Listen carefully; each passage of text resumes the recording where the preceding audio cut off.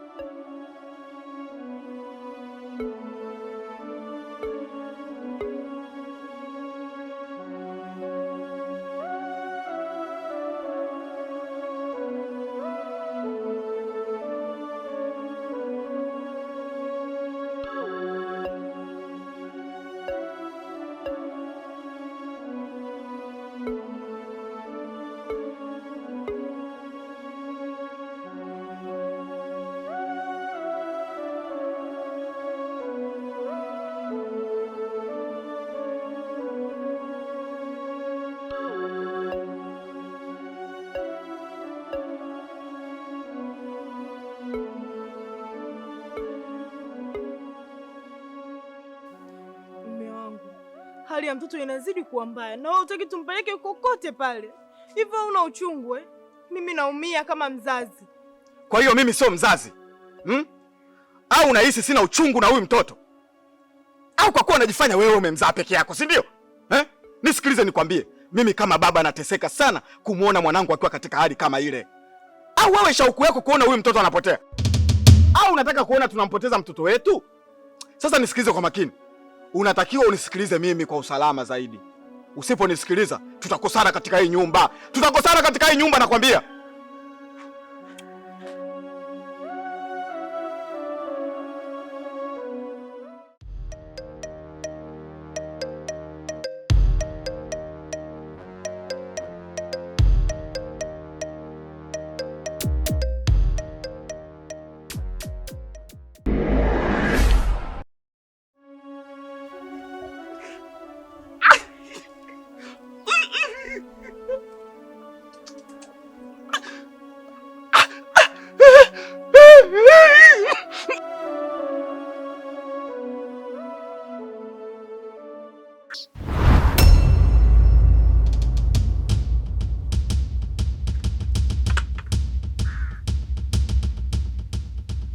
Baba!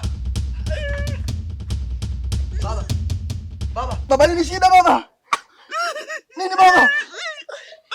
Tumbo. Msaada! Pole baba. Pole. Pole, utakuwa sawa baba. Baba, pole.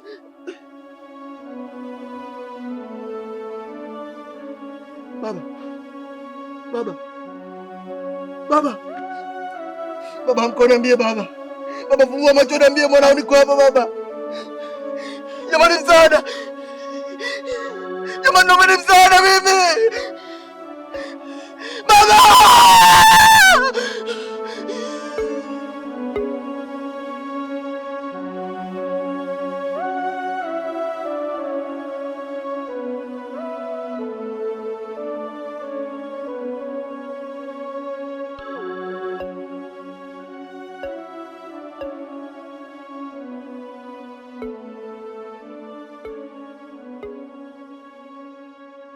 Oa, shule yako ile pale anapita mwanangu.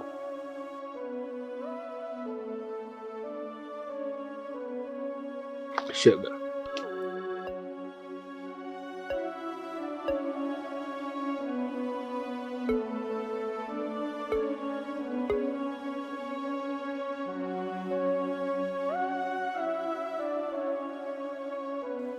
Mwandola mpenzi wangu, hivi kwa nini hutaki kubadilika? Hebu niambie, umepatwa na nini? Na ni maisha gani haya ambayo wewe umejichagulia? Labda nikuulize tu, unafikiria nini kuhusu huyu kiumbe anayetaka kuja? Ushawahi kuitwa baba? Na umejiandaje kuitwa baba bora?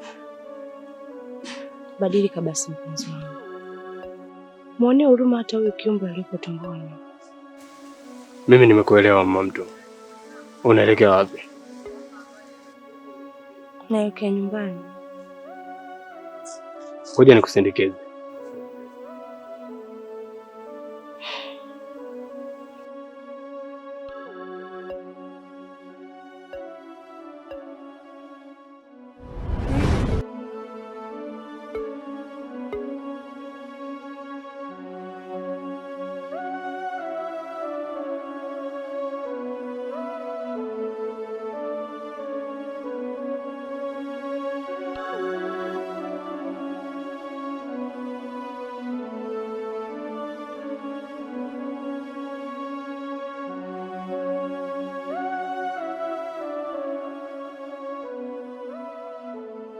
Wewe hivi kutwa kuzurura tu mjukuu wangu, kutwa ikuzurura tu na hali hiyo mpaka kilanga kikukute mjukuu wangu, tumbo kubwa. Kazi yako wewe ndio hii kiguu na njia. Wewe mpaka kilanga kikukute uzalie njiani, ndipo kitapotulia hicho kilanga chako, choma kitachomoka siku hiyo hiyo. Maana unaujua tu uzazi, unasikia tu, ujui wewe. Sasa ngoja nikwambie kitu. Hivi uliona wapi panya mdogo kama wewe ukamvishe kengele paka? Kuanzia leo na saa hii sitaki nikuone unaenda kwa huyo paka wako huyo. Mpumbavu mmoja wewe. Wewe.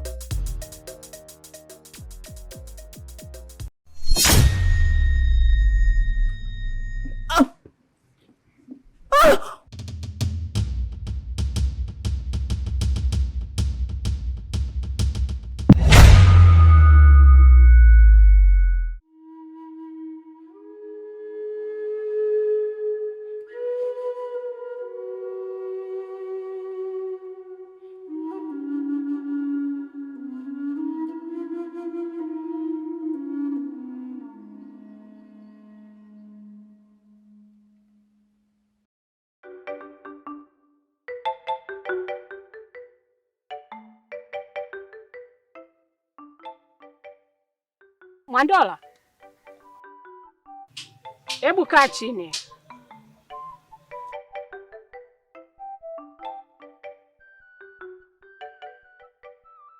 Mwandola, unaweza ukaniambia umepatwa na matatizo gani? Au unaweza ukaniambia umepatwa na nini? Badilika basi mwanangu. Utesa.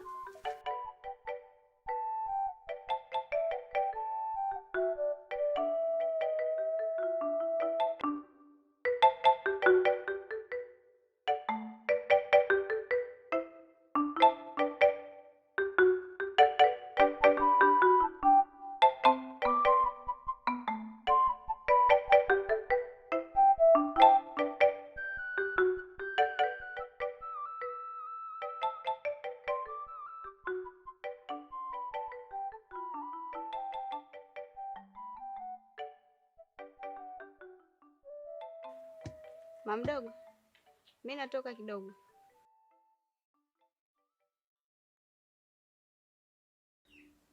Kwa hiyo ndo salamu? Ina maana siku hizi mimi na wewe tunalingana, si ndo manake? Au huyo mfu wako huyo anayesubiri kuoza anakutia jeuri? Kwa sababu mimi ni mamako mdogo, sija kuzaa, sistahili kuheshimiwa. Mama mdogo. Wewe tena koma na ushike adabu yako ikushike.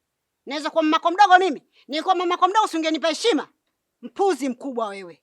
Muangalie. Sasa huyo mfu wako si anakupa jeuri? Nenda unakoenda. Ukirudi vyombo viko ndani vinakusubiri. Na sio vyombo tu, unatakiwa chote maji. Uende kwenye kuni na hichi kisavu unachokitwanga kinatakiwa kipikwe. Wewe unasujudia mahusiano. Mpuzi wewe, mkosa haya. Yaani unakaa tu na hehe unawaza mahusiano muda wote. Sasa yule mfu wako lelala pale chini. Naona kombora nilompiga halitoshi. Nitampiga kombora lingine asabarikie vipande kama mabomu ya Iraki. Mpuzi mkumoja wewe. Unaniangalia nini? Haunijui? Toka hapo.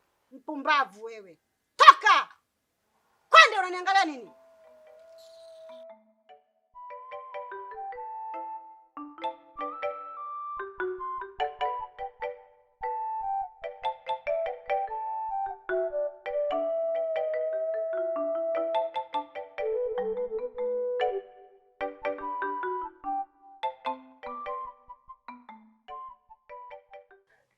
Kaka, nimekuja kukulalamikia kuhusu mpwa wako Mwandola. Kwani sasa hivi amebadilika? Yaani hata nikimwelekeza kitu hanielewi na anisikilizi kabisa. Sasa dada, kama ameshindwa kukusikiliza wewe mama yake, mimi ndo atakuwa na uwezo wa kunisikiliza mimi kweli?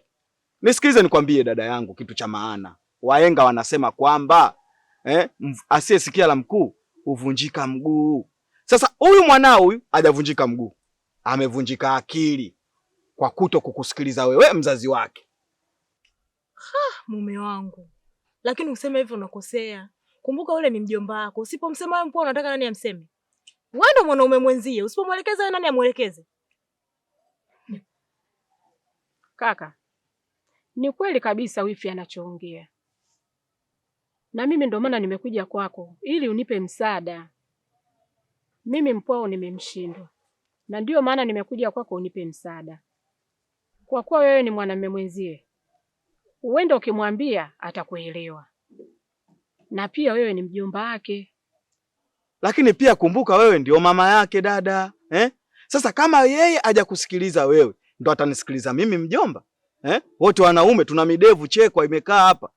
Atanisikilizaje mimi kama ameshindwa kukusikiliza wewe au uliombeba kwenye tumbo lako miezi 9 dada?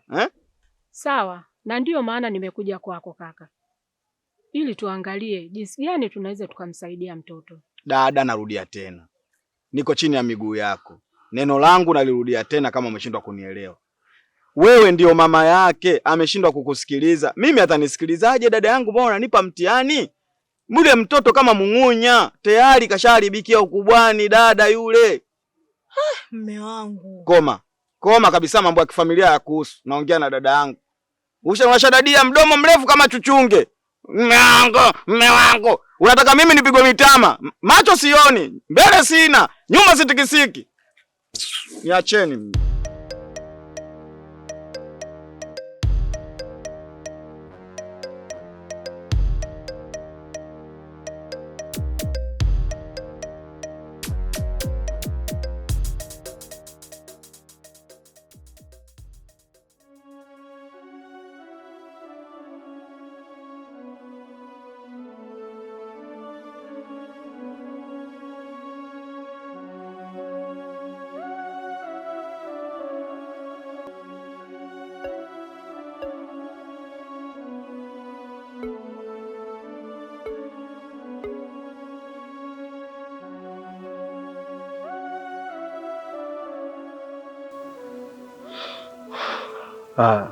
Shemeji, pole sana kwa majukumu, lakini pia naomba niwaache kidogo, nitarudi baadaye, nenda kibaruani. Basi sawa shemu, ila mimi leo hapa sio mkaaji sana, maana mama mdogo huko nyumbani nimemwacha amekasirika sana. Sawa shemeji yangu, lakini pia akao ukijua na kutegemea sana juu ya swala la mdogo wangu, kwa hiyo sio shida, acha niwahi. Usijali shemu, naitambua hiyo, na pia hilo ni jukumu langu. Basi sawa, wewe nenda, mimi nitakusubiri hapa mpaka urudi. Haina shida, nashukuru kusikia hivyo. Pia nikimbie chapu basi. Sawa, ila usichelewe.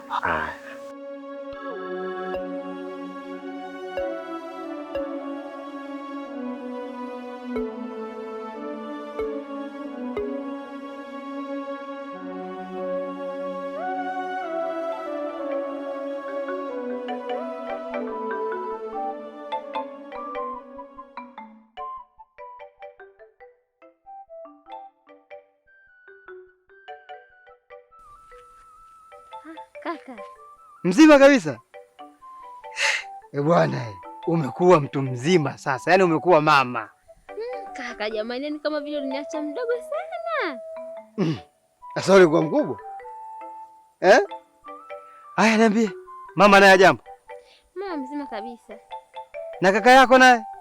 Kaka Mwandolo pia mzima, lakini sasa hivi mbadilika sana, yaani amekuwa mvuta bangi, amsikilizi mtu yoyote. Mama akasema mpaka akachoka. Kuhusu kaka yako, mimi nitamtafuta, nitaongea naye. Naamini kuhusu ya mambo yake atayaacha. Ila ukifika nyumbani, mwambie mama, kwa mimi nimeingia hapa kijijini, ila naelekea nyumbani, ila baadaye nitakuja kumwangalia. Asante sana kaka, kama utanisaidia kumweka kaka yangu sawa. Usijali mdogo wangu, maana hilo jukumu langu. Yule mimi ni rafiki yangu, kwa ni vyema nimrekebishe mapema. Sawa baadaye. Kaka jamani, hamna zawadi yangu kutoka mjini? Hata sikufikiria kabisa kwa nitakutana na wewe. Sema ina shida. Kuna kachenji kimebaki kwenye gari hapa. Sasa unipe na hiyo tu. Wewe tena. Unapenda wewe? Tondoke. Kaka tondoke.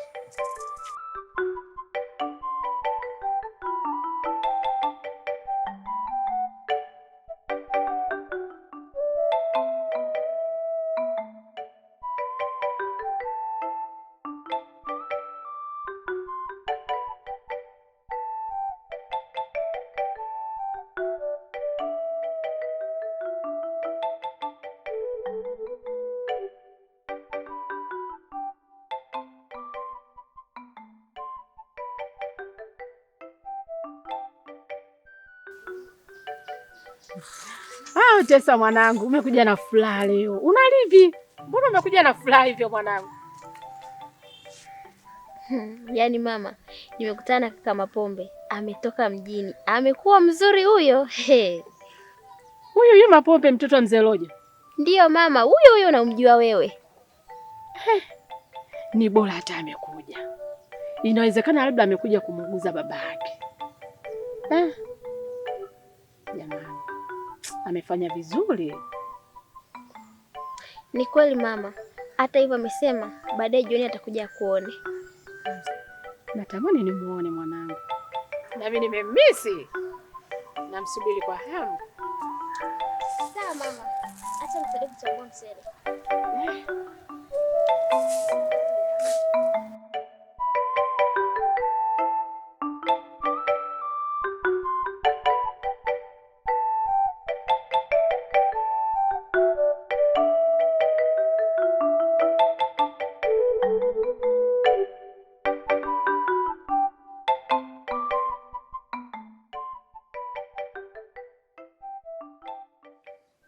Vipi Azindio? Hali ya shemeji yangu inaendelea?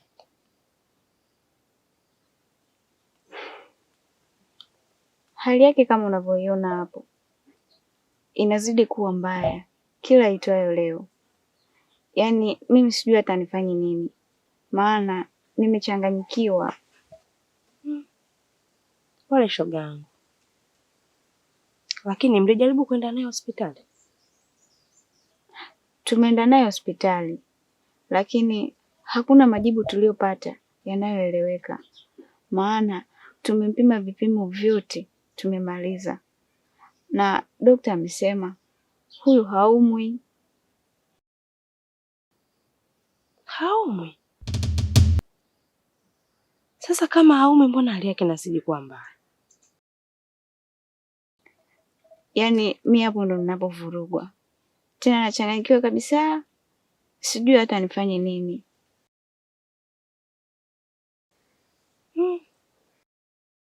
ila jaribuni na upande wa pili.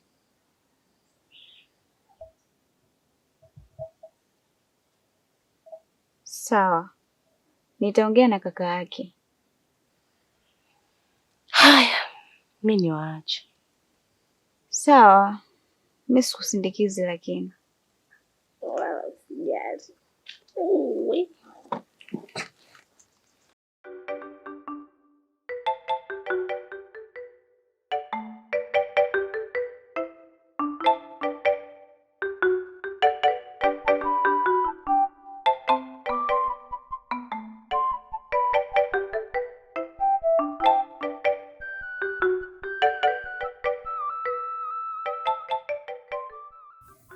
Chibi, kumbe hali ya baba ni mbaya kiasi hichi? Ndiyo kaka, hali ya baba imekuwa mbaya sana, na ndio maana nimeamua nikupigie ili uje tujue tunaweza kufanya nini. Nisikize ndugu yangu, cha kufanya sasa hivi tumpeleke hospitali haraka iwezekanavyo. Kaka, kwa hospitali unapozungumzia tayari tumeshaenda, na ugonjwa wote ule ambao kakutwa nao inaonekana yuko salama kabisa. Hakuna ugonjwa wa kutwa nao? Ndiyo kaka.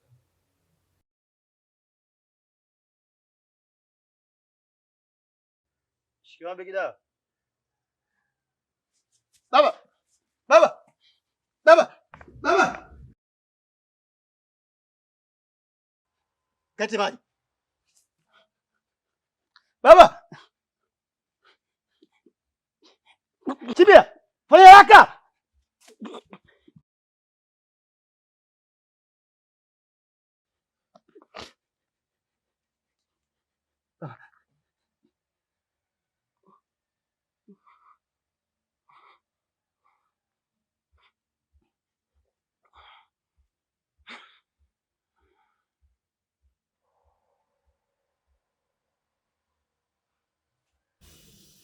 Kaka, kiukweli hali ya baba inazidi kuwa mbaya, haswa akimwona mama akatisha katika viwanja vyetu, na sijui ni kwa nini.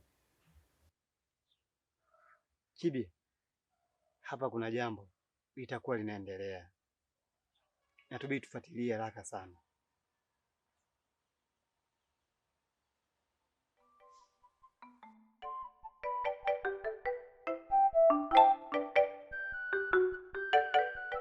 Mwanangu, hali ya wifi yako ndo kama unavyoiona. Kwa hiyo sasa hivi inabidi uwe makini sana kumwangalia. Kwa hiyo nachokuomba, mida yote uwe karibu naye, na sio muda wote wewe kiruka njia tu kama kawaida yako. Naomba uwe karibu sana hapa nyumbani. Sawa mama, mimi nimekuelewa. Nitamwangalia wifi yangu. Mama huyo. Mwanangu leo ametukumbuka.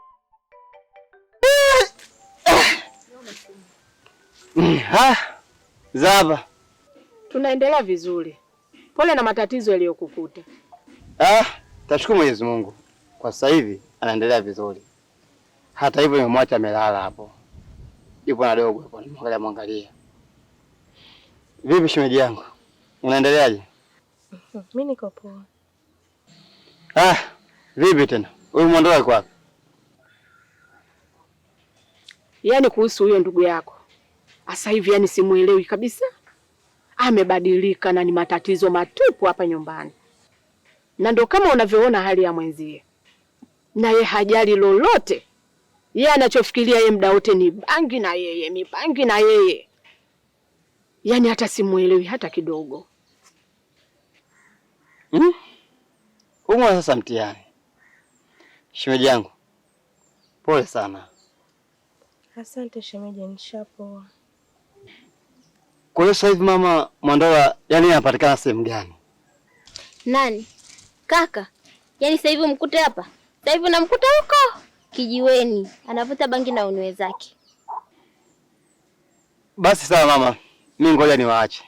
Nikamwangalia huko kijiweni kwake. Sawa. Acha mimi nikusindikize basi mwanangu. Shemeji yangu. Mimi nakuacha sasa. Haya shemeji.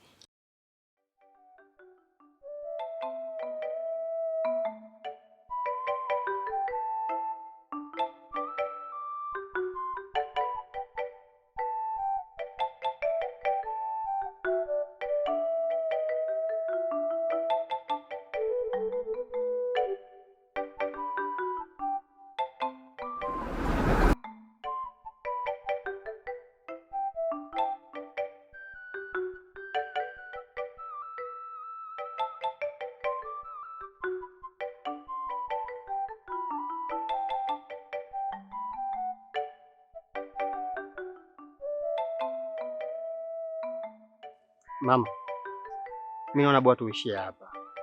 Acha mimi niendelee safari. Sawa mwanangu, ila na jambo moja tu nataka nikwambie. Nataka nikuambie ukweli ili ujue jinsi gani unaweza ukamsaidia babako. Jambo gani hilo mama? Matatizo ya babako yalianzia nyumbani kwangu. Kivipi mama?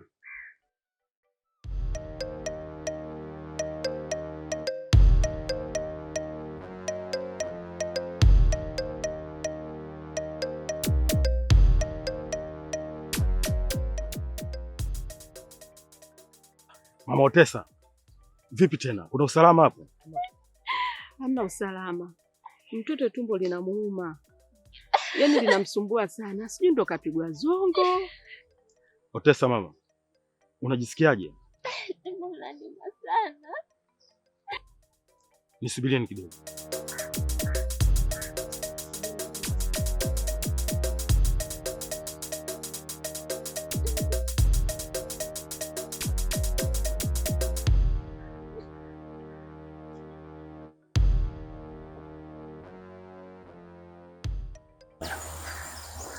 Atafune kisha maji ya meze. Sawa. Otesa. Tafuna ya majani. Hapo maji meze.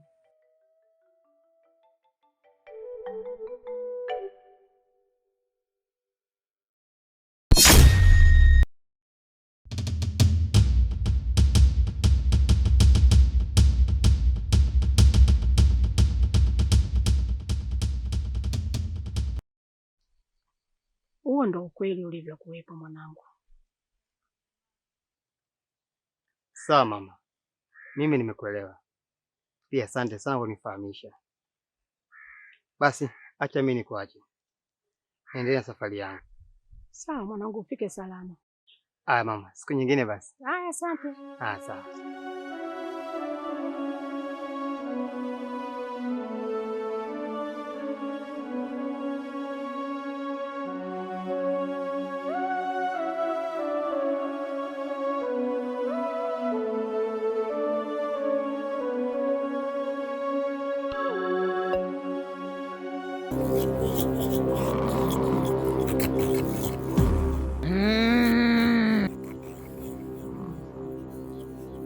Njenje. Ndiyo mkuu. Ninakupatia kazi. Nataka umfuatilie mtoto wa mzee Rojo.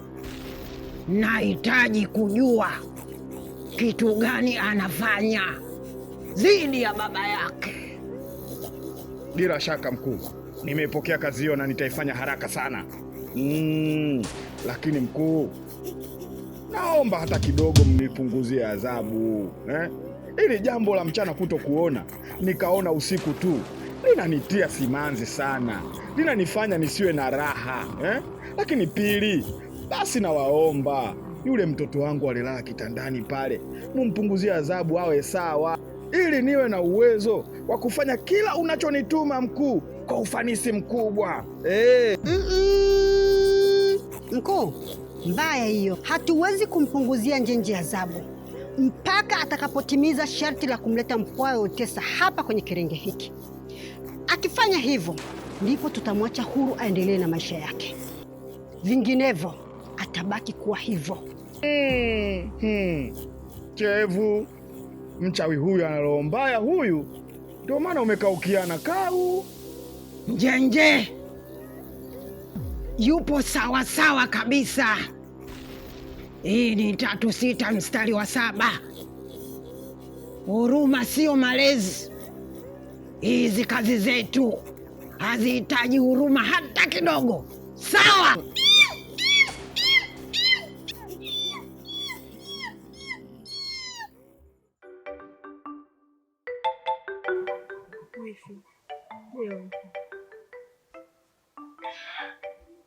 Yaani kiukweli kaka yako nashindwa kabisa kumwelewa. Sijui hata akili yake inawaza kitu gani. Hali ya mtoto ndani inazidi kuwa mbaya hivi yangu. Na yeye hataki tumpeleke popote pale. Anataka mtoto aendelee tu kubaki ndani. Yaani kiukweli roho inaniuma sana. Wifi, hata mimi nashindwa kumwelewa kaka. sijui yupoje sasa hivi, kwa sababu hata kesi za wakwa zake nikimpelekea huwa ni sapoti kama vile inavyotakiwa. Nilijua ni kwangu tu, kumbe hata kwa mwanaye sijui amerogwa. Yaani kwa kweli wifi, nashindwa kabisa kulihendo hili swala, na ndio maana nimekuja kwako ili uweze kunipa ushauri. Yaani napata hofu sana juu ya mwanangu. Kweli wifi yangu, lakini mimi ninachoona hapa tumpeleke kwa mganga. Mimi nina imani atakuwa amerogwa. Kwa mganga? Ndiyo wifi.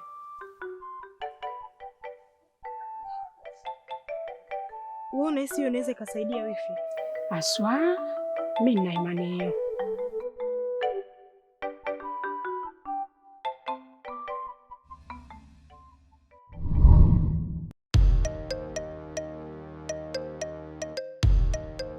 Oh, mjomba huyo. Mjomba? Sauti yako tu imepenya katika masikio yangu. Haya, umeingia lini hapa kijijini? Mjomba, mimi na muda mrefu kidogo hapa, kama wiki hivi.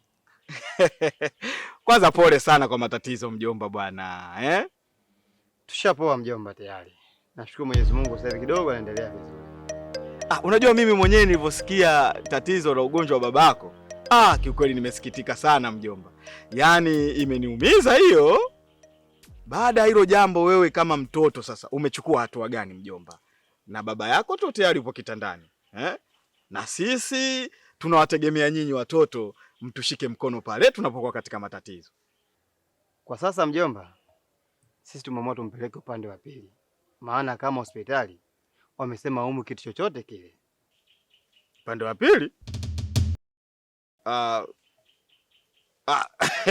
Lakini ni sawa, ni jambo jema mjomba hilo. Ni jambo jema sana. Basi sawa mjomba, mimi ngoja nikuache, naelekea hivi mara moja. Lakini mjomba, huyu mwenzako Mwandola huyu umeonana naye?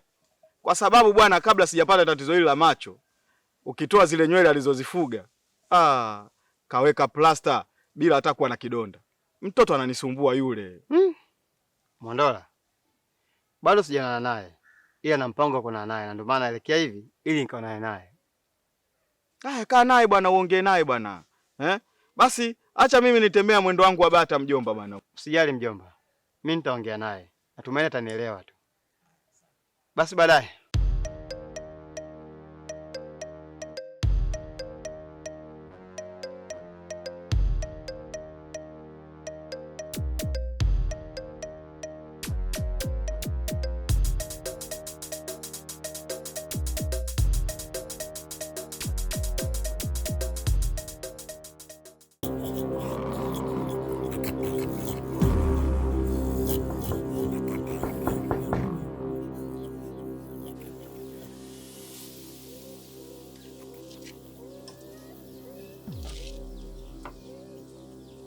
Habari yako bibi Kidawa?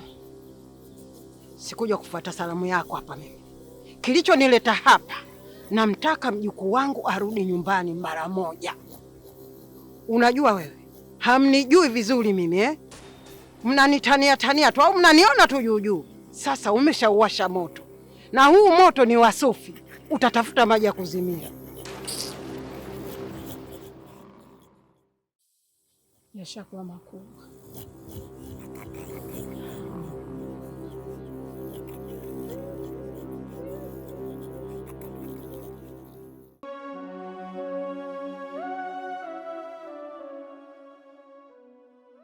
Sandela gani? Sio Kamali unacheza kweli? Na rasta zako. Kata.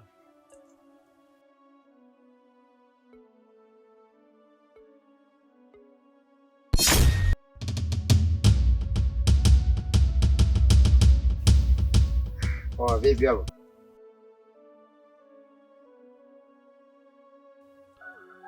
Hakuja.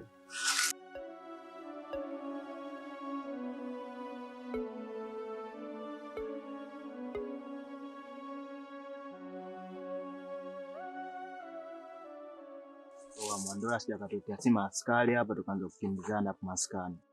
Acheni hivyo vitu. Huyu mwanangu namwamini sana, hawezi kufanya ujinga kama huo.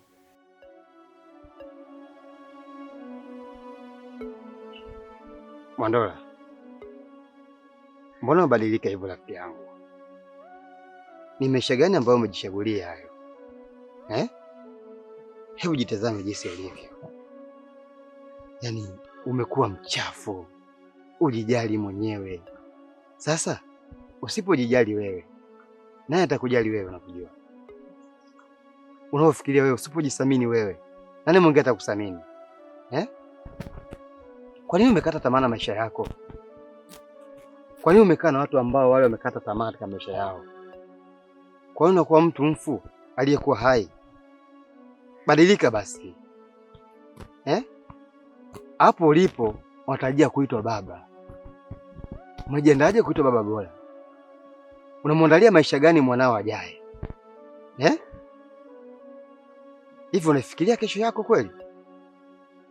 Wewe ni binadamu. Kwa unaishi kama mnyama. Jitazama ulivyo. Kama mtu uliyekufa wakati unaishi. Mwandola, hayo sio maisha ndugu yangu. Mimi nimekuja huku nikamkuta shemeji yangu mjamzito, basi nikafurahi sana. Nikajua ndugu yangu sasa unatarajia kuitwa baba, unakuwa na familia, utakuwa baba bora. Lakini kumbe sivyo kabisa nilivyofikiria. Nimekuta mtu ambaye ueleweki, maisha yako mabaya, magumu. Kwa nini? Kwa nini unaishi na watu kama wale? Hivi kama itakusaidia nini wewe? Bange itakusaidia nini wewe? Hebu jaribu kubadilika hata kidogo basi. Unatarajia kuitwa baba Mwandola. Kuwa baba bora, si bora baba. Mwanamke wako mzuri tu, anakupenda, anakaa na familia yako muda wote. Wewe unahangaika kucheza kamari pale. Hayo ndio maisha ambayo umechagulia wewe? Ndugu yangu, bado una nafasi katika haya maisha. Bado umri wako bado mdogo. Jaribu kubadilika. Usiwe mtu mfu aliyekuwa hai. Badilika ndugu yangu. Mapombe, sio kila mtu anayetabasamu ana furaha, ila tabasamu linaficha mambo mengi sana. Huwezi jua kwa nini mimi nayafanya yote haya, lakini hata mimi pia sijui kwa nini nayafanya, lakini nimekuelewa vizuri. Nitafanya hivyo rafiki yangu. Sawa. Mimi ndashukuru sana kwa kubadilika. Maana vijana ndio nguvu ya taifa ya sasa. Hata shemeji yangu pia atafurahi sana kuona kwa mbadilika. Naomba fanya hivyo. Sawa. Najua nawakera watu wengi sana. Najua watu wengi sana wanaumia kwa sababu yako. Nitafanya hivyo rafiki yangu, nakuahidi. Mida basi.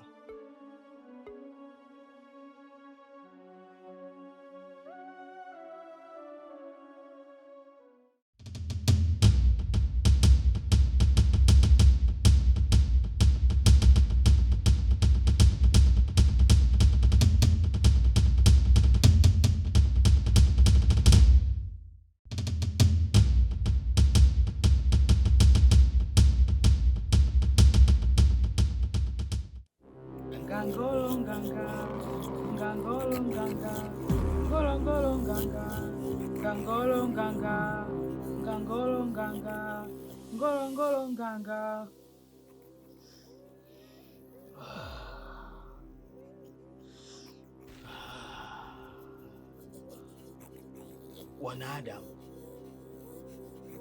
ili tatizo ni kubwa sana, tena sana, na halitoki mbali, lipo ndani yenu nyinyi wenyewe. Na ningewasaidia, lakini sio leo, maana leo sio siku yangu ya kazi, na siku mbaya sana sana sana.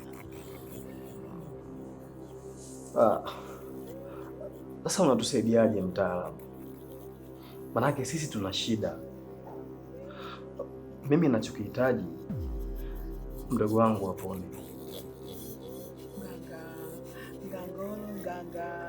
Ngangolo nganga, mpwimbwi ngangolo nganga. kicheko.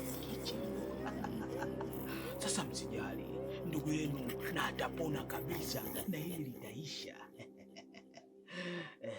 Ngangolo nganga. Sawa mganga, tutashukuru sana kama utatusaidia.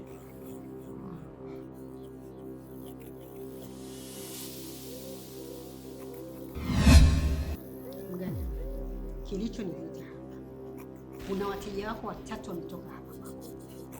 Ninachokiomba, yule kijana usije kumtembelea, kwa sababu nimesikia umemwambia ni siku ya Ijumaa ili uweze kumfanyia kazi.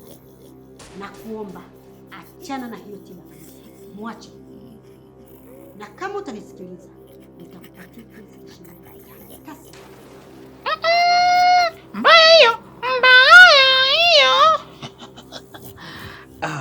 Labda nikwambie tu, nashukuru sana tena sana. Mimi siku hizi na mikazo. Mimi sipo hapa kwa ajili ya kuwatibia watu kwa ajili ya pesa. Mimi nawatibia watu ili wapone. Sasa nikwambie tu, nikupashe, mimi wale nitawatibia tena kwa nguvu zangu zote, nitawasaidia. Amna mtu akunitisha mimi. Mimi ndio kicheko. Kicheko na. Kwa hiyo yule kijana utamtibia. Unajifanya kwamba wewe ni mganga maarufu sana, mtoa msaada hapa kijijini, si ndio manake? Sasa nisikize kwa makini. Kama hutosikiliza nalo lisema hapa, utaikosa pesa na utaikosa kazi yako. Naondoka. Ngangolo nganga, ngangolo nganga, ngolongolo nganga, ngangolo nganga. Ndio kicheko. Hakuna mtu yoyote wa kunitisha. Anataka kunijua upande wangu wa pili. Ataujua, atanifahamu mimi nani. Mimi ndo kicheko, king wa mtaa. Ngangolo nganga.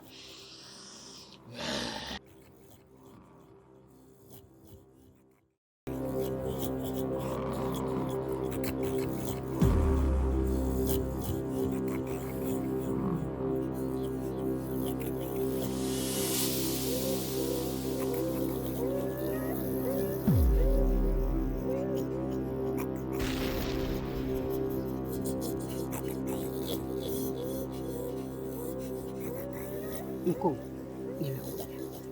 Ila nilikotoka huko si kwema kabisa. Kuna matatizo makubwa. Matatizo gani hayo tena? Yule kibonge Maele aliyepewa nyama akakosa akili na mwanangu azindiwe, wamempeleka nini kwa mganga. Kumbe tatizo lenyewe ndio hilo. Tatizo ndio hilo, lakini kuna kubwa kuliko. Nimeenda kwa yule mtaalamu. Nimempa pesa simpatie matibabu yenyewe, lakini amekataa kata. Wewe, amekataa pesa? Unamaanisha anataka kumtibia? Ndio maana yake Biki Dawa. Limeisha hilo. Niachie mimi. Nitalimaliza mwenyewe usiku wa leo. Wewe nenda kapumzike. Sawa Biki Dawa, nimekuelewa.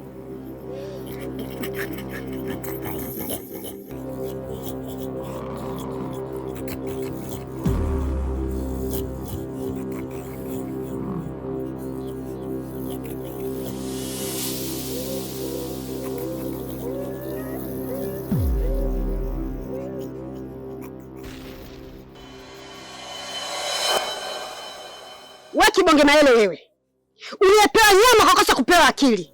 Hivi ni mara ngapi nimekuja kukuambia kwamba sitaki huyu mdogo wako awe na mwanangu?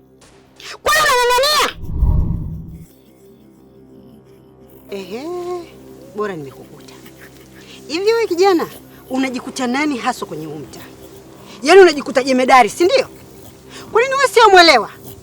Mamdogo, mbona mimi mwelewa tu kijana wa watu, na napenda sana kuwasikiliza wakubwa zangu. Kuna sehemu gani nimekosea mimi? Kwa hiyo kumbe kuna wengine unawasikiliza Afu mimi unaniona poyoyo unanidharau. Hapana mamdogo. Nisikilize, tena usikilize kwa makini.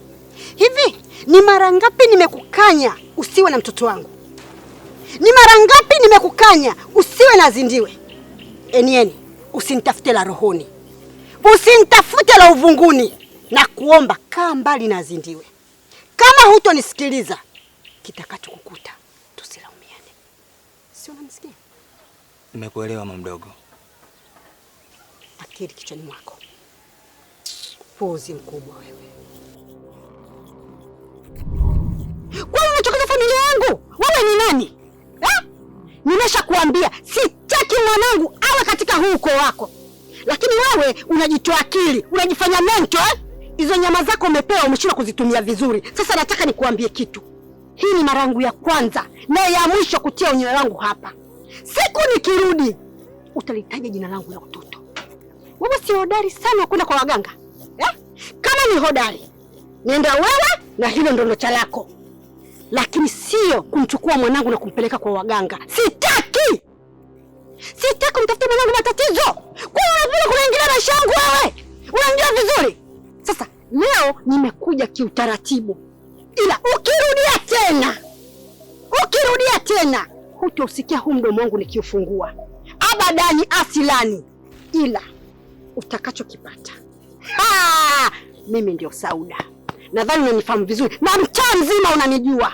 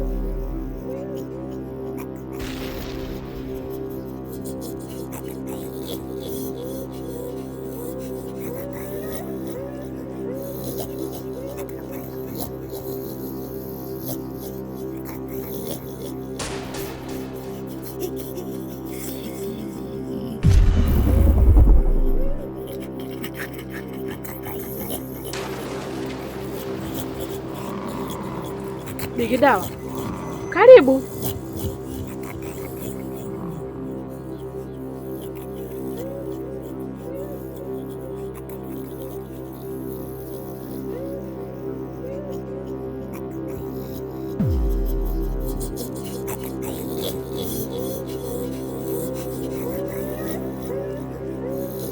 Otesa!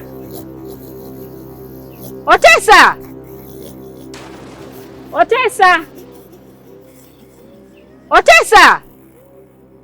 Otesa!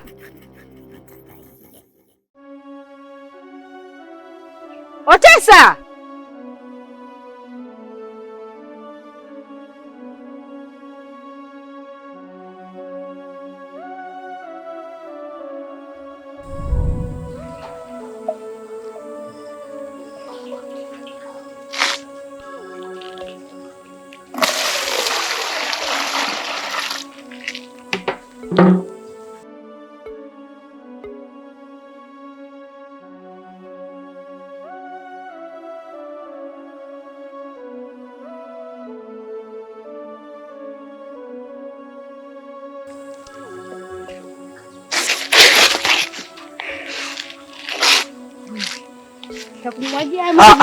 Usimwagie maji bwana, nasema.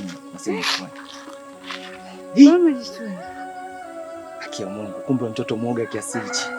Yaani ulivuruka utafikiri kama vile unataka kupigwa na bomu. Acha kuwa hivyo bwana. Nimekupatia. Haya. Huku umetoka wapi? Huku nimetoka kwa rafiki yangu mmoja hivi anaitwa Linyama. Maana jana aliniambia kwamba kuna sehemu kuna kazi.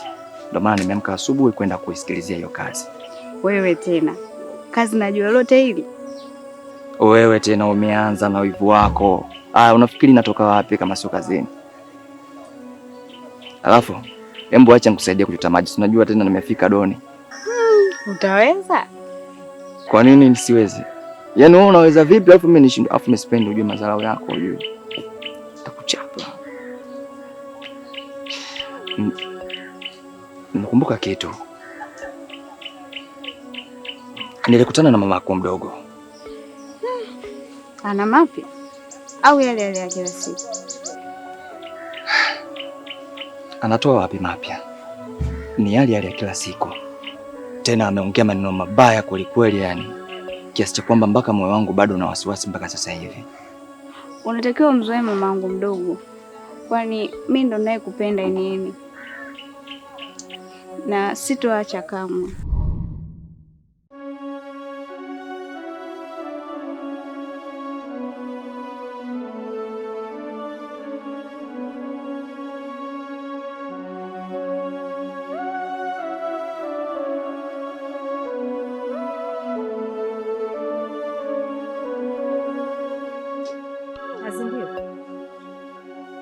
Azindiwe.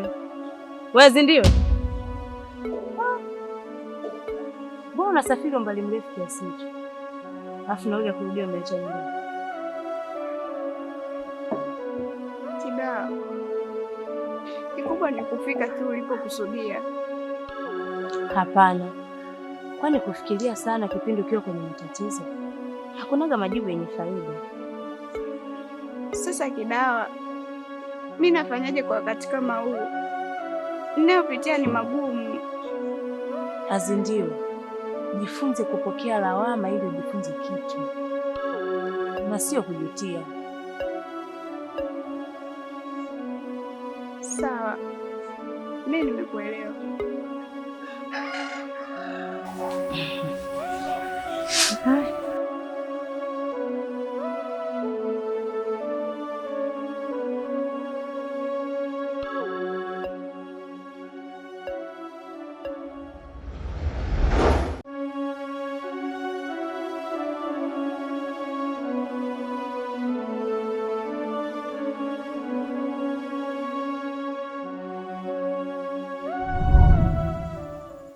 Otesta mdogo wangu, mbona upo kimya muda wote? Una nini? Kaka, sijui hata nianzie wapi ili upate kunielewa. Wewe anzia tu hapo hapo, nitakuelewa. Sawa, kama umeshindwa kumsikiliza mama wala mimi, muogope basi hata Mungu wako. Pia muonee huruma yule mwanamke aliyebaki tumbo chako tumboni. Yaani sasa hivi umekuwa mtu usieleweka, kujisamini, mchafu, mvuta bangi, mcheza kamari. Kwani lakini umekuwa hivi? Najua kwa nini unaongea hivyo. Kwa sababu unanionea huruma kaka yako na upendo mkubwa ulionao juu yangu.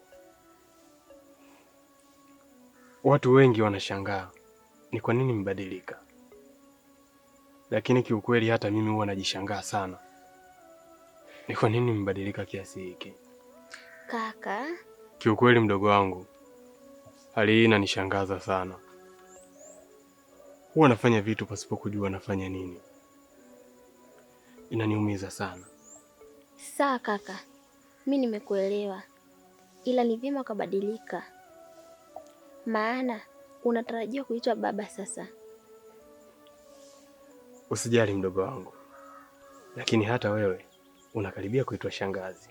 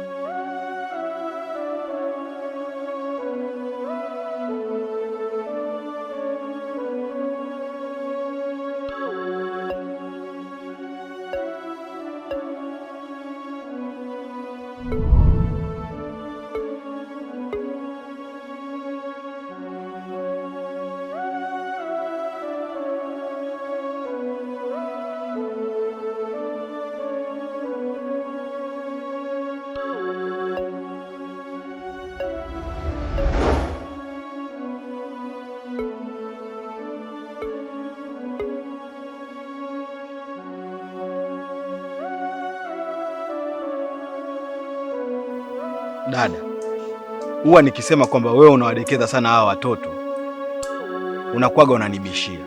Ona sasa, mtoto mpaka sasa hivi yuko wapi? Usiseme hivyo kaka. Huyo Tesa hajawahi kutoka hata siku moja, na wala hajawahi kulala nje. Dada, unanichekesha sana. Sasa kama mtoto hajawahi kulala nje, atakuwa amelala wapi leo? Kwa kweli hata mimi sielewi kabisa kakaangu, na ndiyo maana nimekuita hapa ili nielewe tunampataje huyo Tesa, maana hata mimi mwenyewe hapa nilipo nimechanganyikiwa na sijui ninampataje mtoto wangu. Sasa nisikilize dada, wahenga wanasema kila mchuma janga ula na wakwao. Sasa hili janga limeshatufika, kwa lazima tukae hapa tujadiliane na tutulie, tupate ufumbuzi, tujue huyu mtoto yuko wapi. Ni kweli kaka, mimi nimekuelewa.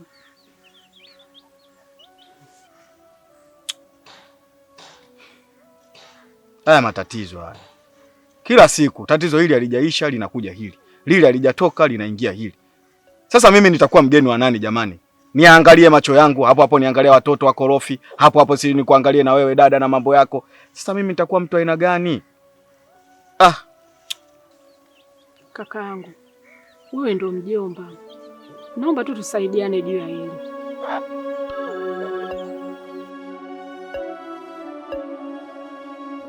Pole sana babangu, na pia acha nikupe hongera kwa kuweza kunywa japo hata uji na kuweza kuzungumza japo kidogo.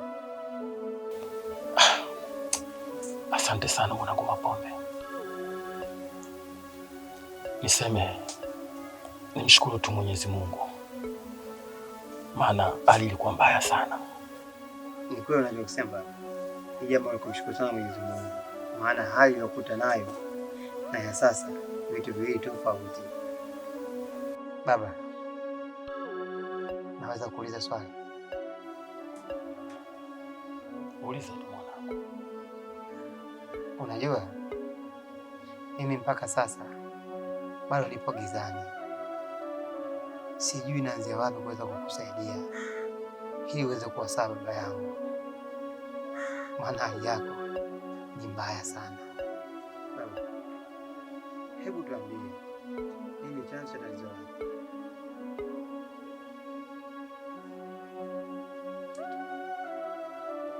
Mwanangu, baba yangu mimi ni Wiki Dawa.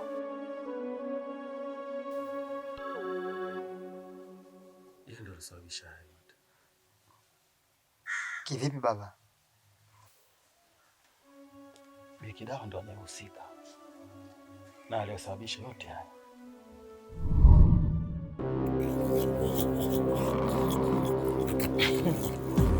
Tena bora nimekuona mzee Rojo. Huu mguu unauona ilikuwa nakuja nyumbani kwako. Wiki Dawa, kwani kuna tatizo gani? Hivi wewe tatizo ulioni? Kila tunapotega mitego wewe unategua. Kila tunapotega mwenzetu unategua. Yaani wewe unajifanya bingwa sana wa kutegua mitego ya watu, si ndio? Mimi sijakuelewa, najua. Unamaanisha nini? Ninachomaanisha, nani alikutuma umtibie yule binti Otesa? Nani? Ina maana we mzee Rojo unajiona we ndo bingwa sana wa kusaidia watu. Sasa jiandae kujisaidia mwenyewe, nyoka.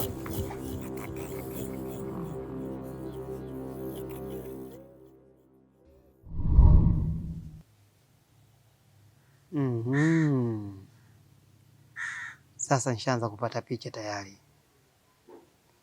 Ndio maana mama Otesa aliniambia kitu.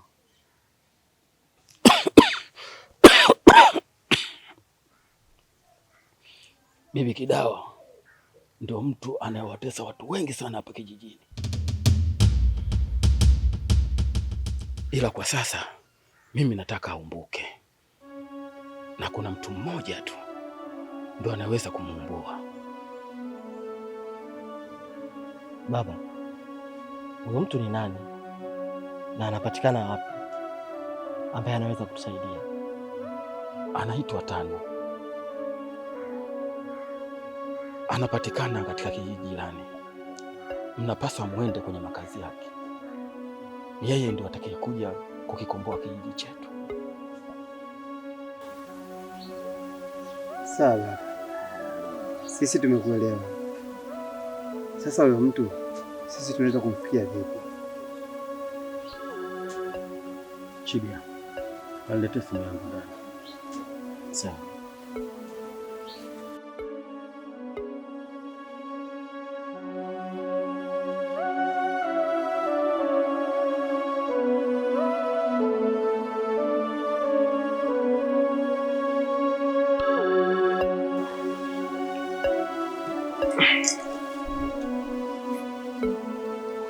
Angalia jina limeandikwa 5.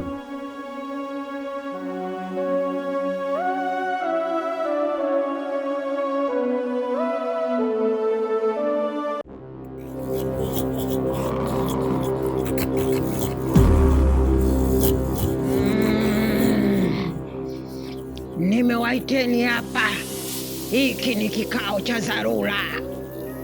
Kuna mtu ameshaingia katika anga zetu. Huyu mtu anapita katika hizi njia zetu, sio mwingine bali ni Mzee Rojo. Kwa hiyo basi, kabla jua halijazama kesho, Mzee Rojo lazima afe. Tumeelewana? Umelonga zedi mkuu. Yaani kabla ya jua kuzama, habari ya Mzee Rojo itakuwa imeshakwisha. Tutakuwa tumeshakamilisha habari yake na atakuwa ameshapotea kwenye dunia hii. Sawa kabisa, na hiyo kazi itafanyika nyumbani kwangu na tutaifanya wote kwa pamoja. Tumeelewana? Njenje, umesikia? Nimesikia na kuelewa. Hapa nipo naisubiria kesho ifike hiyo jioni. Tukutane, tupange mashambulizi na tutumie silaha zetu kumpeleka Mzee Rojo kikundu juu. Yaani tumlambishe mchanga mbwa yule. Anatuchezea sisi yule. Tunamshusha na kumnyali, tunampandisha kichawi chawi.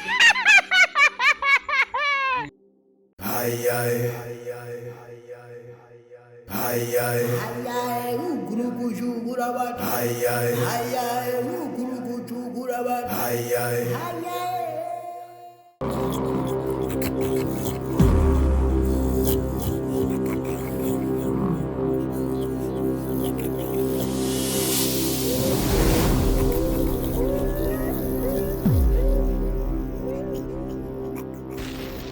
umenye tano bombo ngafu wekialo lendo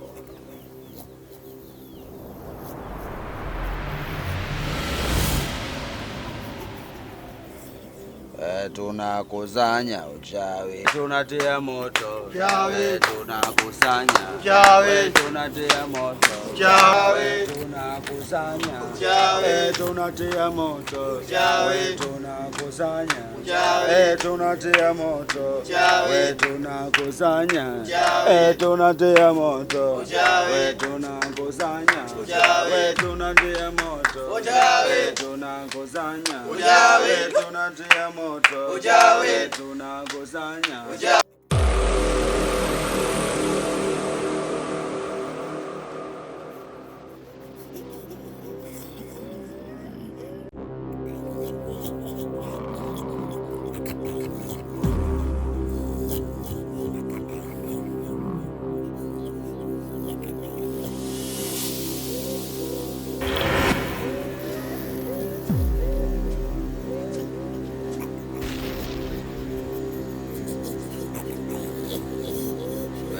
Tunatia moto uchawi, tunakusanya uchawi, tunatia moto uchawi, tunakusanya uchawi, tunatia moto uchawi, tunakusanya uchawi, tunatia moto uchawi, tunakusanya uchawi, tunatia moto uchawi, tunakusanya uchawi, tunatia moto uchawi, tunakusanya uchawi, tunatia moto uchawi, tunakusanya tunatia moto, we tunakusanya tunatia moto, we tunakusanya tunatia moto, tunakusanya tunakusanya, tunatia moto, tunakusanya, tunatia moto, tunakusanya, tunatia moto, tunakusanya, tunatia moto, tunakusanya, tunatia moto, tunakusanya, kama tunatia moto, tunakusanya, kama tunatia moto, tunakusanya, tunatia moto, tunakusanya, tunatia moto, tunakusanya,